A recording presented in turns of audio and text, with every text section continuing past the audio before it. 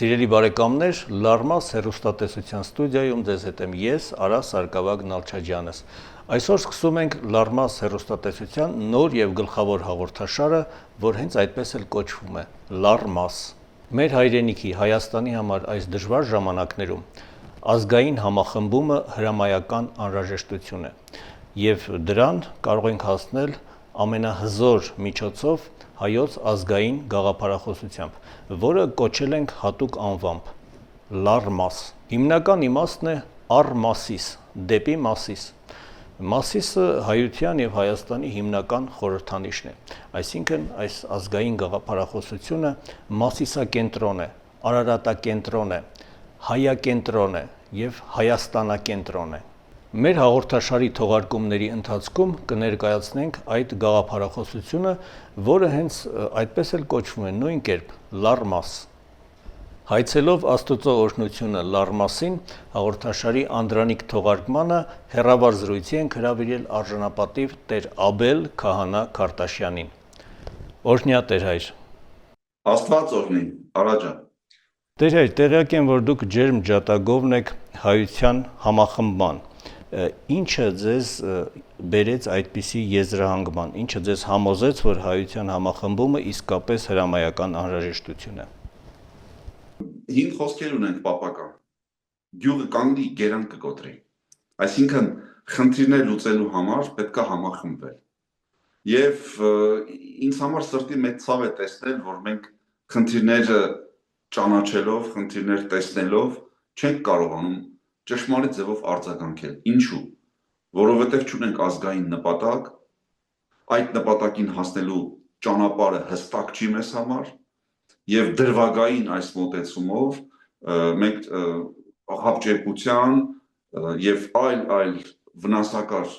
երևույթների պատճառով չենք կարողանում հիմնովին խնդիրներ լուծել։ Այսինքն մեր ժողովուրդը հիմա կանգնած է մի շատ կարևոր խնդրի առաջ, որ ինչպես անենք, որ կարողանանք ազգային միաբանություն ունենալ։ Եվ դրա համար ինձ բախտ է վիճակվում պատեհ անպատեհ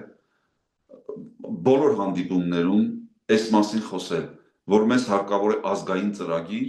մեզ հարկավոր է ազգային այդ ծրագրին հասնելու ճանապարհի հստակ քարտեզ, բոլոր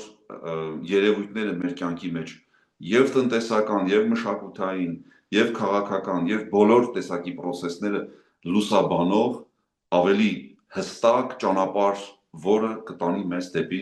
մեր համընդհանուր դրած ընդհանուր նպատակին։ Այսինքն պիտի սահմանենք նպատակ, այդ նպատակին հասնելու համար ճանաչենք ճանապարհը եւ սկսենք գործել։ Ասելով ազգային զարգացման ծրագիր կամ ստրատեգիական ծրագիր, դուք թերևս նկատի ունեք այն փուլը, որը հիմնված է հենց ազգային գաղափարախոսության վրա, չէ՞ որ ի վերջո ամեն ինչի հիմքում ազգային գաղափարախոսությունն է եւ ապա միայն ստրատեգիական զարգացման ծրագիրը եւ բազմաթիվ այլ ծրագրեր զանազան ուղղություններով երկրի զարգացման։ Այդպես է, Արա ջան, ուրեմն այս բոլոր պատկերացումները եւ մտածումները երբ որ ծնվեցին իմ մեջ, շատ մի գեղեցիկ, ուրեմն իրականության վրա հաստատվեց ամեն ինչ։ Այսինքն մարդ, ընտանիք, տոհ, ցեղ, ժողովուրդ, ազգ եւ պետություն։ Այս շղթայի մեջ պիտի կարողանանք մենք դիտարկել մեր բոլոր խնդիրները։ Մենք հիմա ըստ իս եկել ենք մի շատ կարևոր հանգրվանի, ժողովուրդ ասացին, ճիշտ է, եւ անհատի խնդիրն է շատ կարևոր, եւ ընտանիքի խնդիրն է շատ կարևոր մեր ժողովրդի մեջ, տոհմական մեր զգացումներն են շատ կարևոր, մեր տոհմական կապերը, մեր ցեղային զգացումներն են շատ կարևոր, եւ շատ կարևոր են թե ինչ է նշանակում ժողովուրդ եւ ինչ է նշանակում ազգ, այս տարբերությունները պիտի կարողանանք լավ հասկանալ։ Իսկ պետությունը ազգ հասկացողության ուղղակի զգեստն է, այսինքն արտաքին իրականությունը։ Եվ այստեղից է ծնվում այն մտայնությունը, որ ժողովուրդ ասածը բառը ինքը հուշում է ժողովված մարդկանց խումբ։ Եթե մարդկանց խումբը ժողովված է եւ չկա ազգային նպատակ, այդ ժողովրդի միջից չի ձևավորվում ազգը։ Այսինքն ազգը դա հստակ մշակութային առանձնահատկություն ունեցող այդ ժողովրդի մեջ ապրող հստակ մարդկանց խումբ է, ովքեր ծրագիր ունեն, ազգային տեսիլք ունեն եւ գնում են այդ տեսիլքի հետևից։ Նպատակը անշուշտ շատ կարևոր հանգամանք է եւ դրան մենք դեռ կանրադառնանք, Տեր այր, բայց նախ խնդրեմ պատասխանեք, թե դուք որ աջակցում եք ազգային գաղափարախոսությանը եւ լարմաս կոչվող այդ համահայկական երևույթին, ինչով եք հիմնավորում ձեր աջակցությունը, ինչու եք դուք աջակցում։ Նախ Մասիսի շուրջ տեղի ունեցող բոլոր երևույթները ինձ համար շատ կարևոր են, որովհետեւ ըստ իս արարատյան ճշմարտության մասին մենք դեռևս պիտի բարձրաձայնենք։ Մասիս որպես հայության խորհրդանիշ, այո։ Այո, լյարն Մասիս եւ աստվածաշնչային Արարատ լեռ, որի շուրջ մարդկության ամբողջ պատմությունը խարսխված է եւ արարատյան դաշտում է, որ հայտնվեց մեզ այն մեծ ճշմարտությունը եւ ոսկե մուրճով մեր Տերը հաստատեց այդտեղ լույսի խորան, պաշտամունքի ճշմարիտ Աստծուն պաշտամունքի խորան եւ որտեղից մենք նոր մշակութային ճանապարհ ընտրեցինք եւ քայլում ենք այդ մշակութային ճանապարհով։ Նկատի ունեք հայության սրբություն սրբոցը, Սուրբ Էջմիածինը։ Այո, սրբություն սրբոցը մեր հոգեվոր մայրաքաղաքը Սուրբ Էջմիածինը։ Այսինքն այդ արարատյան ճշմարտությունը, Արարատ լեռան ստորոտում տեղ գտած հայոց աշխարհում աստվածային ճշմարտությունը, որի մասին պիտի խոսենք, որի մասին պիտի վկայենք եւ կարծում եմ սա մեր ամենակարևոր աստվածային հոգեվոր անելիքի կիզակետն է։ Տեր հայր, լարմաս գաղափարախոսության համաձայն հայության եռամիասնական ուղին է գիտելիք, աշխատանք եւ հոգեվոր։ Եվ եթե այս բառերի առաջին տառերը վերցնենք եւ հապավում ստեղծենք, կստացվի G-A-H, գահ, գահ, որը արդեն իսկ պետականակերտման նշանակություն ունեցող բառ է։ Եվ յուրաքանչյուր ուղի ունի իր վերջնանպատակը։ Ըստ ձեզ, ինչ նպատակի է հանգեցնում այս ուղին, եռամիասնական այս ուղին, գիտելիք, աշխատանք, հոգեվոր։ Ասեմ Արաջան, որ եռանկյունին ամենահաստատուն, ուրեմն ամենաուժեղ կառույցն է։ Եվ այս երեք սյուների վրա հիմնել հայոց գալիքի, հայոց ազգային նպատակի ծրագիրը շատ տեղին եմ համարում։ Նախ հայ մարդը առանց շրջապատի ճանաչման, առանց իմացության չէր ստեղծագործում։ Այսինքն գիտելիքի կարևորությունը դարերով մենք ապրել ենք։ Գիտելիք կուտակելը ինքնաճանաչողության կարևորագույն խթաններից մեկն է։ Եվ աշխատանք, գիտեք, աշխատանքի մասին երկար պիտի խոսեի, բայց շատ կարճ եմ ուզում ասել։ Մենք յուրաքանչյուր սերունդ մյուս սերունդի նկատմամբ մի տեսակ սխալ վերաբերմունք ունի։ Ներողություն, չկարողացանք մենք անել, դուք կանեք, ինչ-որ մի բան կանեք։ Մենք ազգային ծրագիր չունեցանք, մենք ինչ-որ գալիքի մասին պատկերացումներ չունեցանք, մենք ինքներս մեզ լավ չկարողացանք ճանաչել, դուք մի բան կանեք։ Եվ ամեն սերունդ մյուս սերունդի վրա թողնելով այս կարևորագույն խնդիրներն ու հարցերը, եկել ենք հասել ենք ծակ տաշտակին։ Եվ ինձ համար շատ կարևոր է աշխատանքը, որ մենք հիշենք, որ ցանկացած ամենաերկար ճանապարհ ինքը սկսում է առաջին քայլից եւ անխոնջ աշխատանքից։ Աշխատանքի իրականությունը նշանակում է ծուլության հաղթահարում։ Մեր սերունդների մեջ ծուլությունը շատ խորը արմատներ ունի գցած։ Մենք չաշխատելով է, որ մեզ հեռու ենք պահել պատասխանատվությունից, ստանձնելու առաջնորդություն, ստանձնելու այդ գաղափարախոսության ջահակիրը լինելու, վերցնելու լույսը եւ առաջ շարժվելու։ Եվ այս ամենը առանց հոգևոր արժեքների, առանց արժեհամակարգի, առանց մարդու ներքին նորոգման անհնարին է իրականացնել։ Այդ իսկ պատճառով ինձ համար շատ կարևոր 3 կետեր ասեցիք, սիրելի Արա։ Գիտելիք, աշխատանք եւ հոգևոր կյանք։ Ուրեմն եւ այս եռամիասնությունը գիտելիք, աշխատանք եւ հոգևոր արժեքներ մեզ հասցնելու են ճշմարիտ ապագայի եւ մեր ազգային ինքնության, ինքներս մեզ ճանաչելու,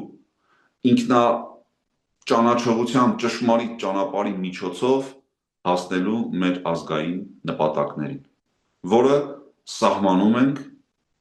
որի մասին պիտի շատ խոսենք, որը իր մեջ ներառում է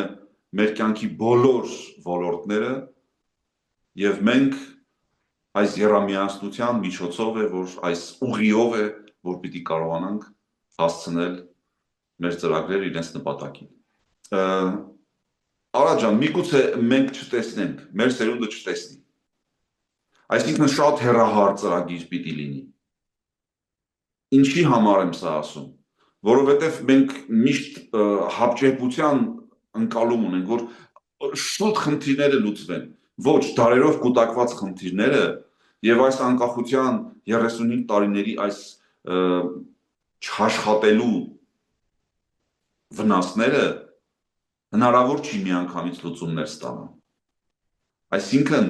մեզ պետք է համբերատարություն, աշխատանքի մեջ համբերատարություն,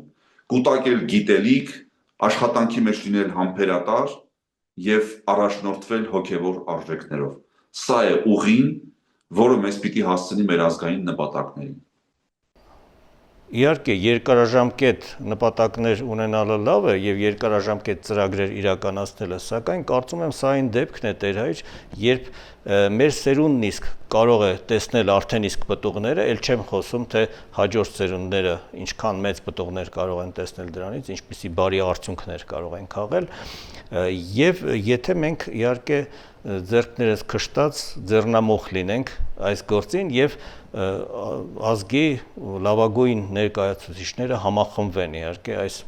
ազգային գաղափարախոսության շուրջ եւ հասնել այնպիսի նպատակի, որ Հայաստանը դառնա բարձր արժեքներով առաջնորդվող մի հասարակություն, մի ազգ, մի երկիր, մի պետություն եւ ոչ միայն այսքանը, այլև լինելով այդպիսին, չէ՞ որ նա կդառնա դրոշակակիր եւ այլ ազգեր եւս աշխարհում կհարեն նրան եւ այսպեսով կձևավորվի քաղաքակրթական մի բևեռ, ինչպես օրինակ ժամանակին Հայկ Նահապետը այդպիսի բարձր արժեքներով ապրող մեկն էր եւ ինքը իր տոհմը այդպիսին էր ու շատ այլ մարդիկ իր ժամանակակիցներ հարեցին նրան եւ այսպիսով ձևավորվեց աշխարհում բարձր արժեքների մի քաղաքակրթական բևեռ եւ այնքան զորեղ էր այդ բևեռը, որ սասանեց այն մյուս բևեռը, որը բելի բևեռն էր եւ որը առավելապես չար էր իր ձգտումներով եւ բոլորովին այնպիսի արժեհամակարգի կրող չէր, ինչպիսին որ Հայկ Նահապետն էր մեր։ Եվ ահա մենք էլ Հայկ Նահապետի հետնորդներն ենք, նրա ժառանգները եւ պետք է արժանի լինենք իսկապես այդ բարձր կոչմանը լինելու Հայկ Նահապետի ժառանգները։ Ահա այս ուրեմն ուղին հանգեցնում է այսպիսի նպատակի եւ դուք Տեր այր ինչ եք կարծում, կարող է արդյոք ազգային գաղափարախոսությունը համախմբել մեր հասարակությանը եւ եթե այո, ապա ինչ մեխանիզմով։ Չէ՞ որ մեխանիզմը եւս կարեւոր է, ոչ թե պարզապես այն պոստուլատը ընդունելը, որ այդպիսի համախմբում հնարավոր է։ Այո, Արա ջան, նորից պիտի մեր պապերի խոսքերից հիշեմ, կենցաղում շատ օգտագործվող, որ ասում էին առաջն Աստված։ Այսինքն, եթե մարդ սկսում է մի process, իր կյանքի մեջ մի շատ կարևորագույն իրականություն է սկսվում գործի գծվել եւ սկզբից Աստված է քայլում, Աստված է գնում այդ ճանապարհով։ Հավատացնում եմ քեզ, խնդիրները բոլորը լուծված են լինում։ Ուրեմն մեխանիզմը միակն է։ Մեր իրական միաբանության կենտրոնը դա հոգևոր արժեքներն են։ Գիտեք, շատ վաղուց թողել եմ էմոցիոնալ վերաբերմունքը այս կարևորագույն հարցերին եւ առաջնորդվում եմ զուտ փաստերով։ Փաստ է, որ մենք քրիստոնեությունը ընդունելով վերաճանաչեցինք մեզ որպես հայկի զավակներ։ Փաստ է, որ քրիստոնեությունը մեզ համար եղավ նոր մշակութային իրողություն, աշխարհի հետ հաղորդակցվելու նոր մշակութային վիճակ։ Դրան են վկայում գրերի գյուտը, դրան են վկայում տիեզերասլաց աղոթքը նարեկացու, դրան է վկայում մեր փիլիսոփայական մտքի զարգացումը, դրան են վկայում նաև մեր իրավաբանական գիտելիքը, Մխիթար Գոշի դատաստանագիրքը եւ շատ ու շատ արժեքներ, որ մեր ժողովուրդը հյուսեց քրիստոնեության միջոցով։ Այսինքն Քրիստոսի ճշմարիտ լույսը ունենալով նոր մշակույթի կերտողը դարձավ մեր ժողովուրդը, մեր ազգը։ Այո, Տեր, իսկ ինչպես կարող է Լարմաս գաղափարախոսությունը, որի էությունը արդեն հակիրճ ներկայացվեց, ազդել հայերի սեփական ինքնության հանդեպ վերաբերմունքի վրա։ Ամեն ինչ սկսվում է ինքնաճանաչողությունից։ Մենք պիտի կարողանանք պատմության ամբողջ երկայնքով հասկանալ, որ մի տեսակ կրկնվող պարբերություններից է կազմված ամբողջ ժամանակաշրջանը։ Այսինքն, ինչպես ասում է ժողովող գիրքը, աշխարհում նոր բան չկա, ամեն ինչ լավ մոռացված հինն է։ Եվ ամեն ինչ մի տեսակ կրկնության մեջ է։ Եվ այստեղից է, որ մենք պիտի կարողանանք ուշադիր քննել, թե մեր ինքնությունը ինչպես ձևակերպվեց։ Այդ ինքնությունը ինչ փոփոխություններ կրեց, ինչ ազդեցություններ եղան այդ ինքնության վրա, ինչպիսի փոխհարաբերություններ ունեցանք մենք մեր հարևան ժողովուրդների հետ, ովքեր նվաճեցին մեզ եւ ինչ տեղի ունեցավ։ Եթե այս ամբողջ կտրվածքը sense ներկայացնելու լինենք եւ գանք հասնենք մեր օրեր, ես ցավով պիտի նկատեմ, որ մեր մեջ հիմա երկու կեղծ հայկական ինքնություններ են գլուխ բարձրացրել։ Մեկը Օսմանյան կայսրության մեջ ապրող հայներ, մյուսը ռուսական կայսրության մեջ ապրող հայը, որ ինչ որ ձևով համակերպվելու, չձուլվելով պահպանվելու, իր ինքնությունը պահելու մտավախություններով ապրող մարդը եկավ հասավ այն վիճակին, որ հիմա այս երկու ինքնությունները մի տեսակ իրար հետ պայքարի մեջ են։ Բայց իրական հայկականության հետ այս երկու ինքնությունները թույլ տվեք ասել կապ չունեն։ Եվ մեր ժողովրդին, մեր ազգին հիմա պիտի խոսենք, թե ով է հայը, որ անընդհատ սկսել են վատաբանել, հայավարի, այս ինչ բանը սենց անենք հայավարի, իբրև բացասական իրողություն։ Պիտի այդ ինքնա խարազանման վտանգավոր բծերը հանենք մեր միջից, որպես հայրիկ եմ խնդրում, իմ սիրելի ժողովուրդ, վերագտնենք ինքներս մեզ, վերադառնանք մեր արմատներին, վերադառնանք մեր մարդ լինելուն, աստվածային կոչմանը, ճշմարիտ ընտանիքների մեջ, ճշմարիտ խոսք ապրի, աստվածային խոսք, արժեքներ, որը կբերի մեր տոհմական բոլոր զգացումների ուրեմն ծաղկմանը, մեր բոլոր կապերի ամրապնդմանը,